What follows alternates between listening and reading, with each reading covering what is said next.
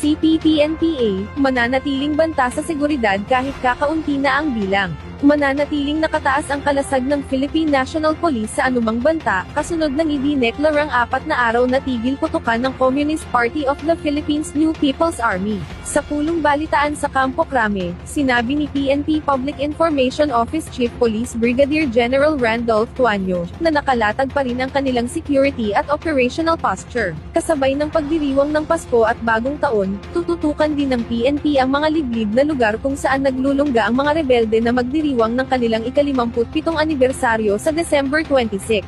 Giit ni Tuanyo, sa kabila ng paghina ng puwersa, itinuturing pa rin nila ang CPP-NPA bilang communist terrorist group kaya't hindi nila inaalis ang pagiging banta nito sa seguridad. Una nang sinabi ng Department of National Defense na propaganda lamang ng deklarasyong tigil putukan dahil na rin sa kawalan nito ng sinseridad. Magpupulong aniya ang command group ng PNP para pagpasyahan kung tatapatan nila ang tigil putukan ng rebeldeng grupo.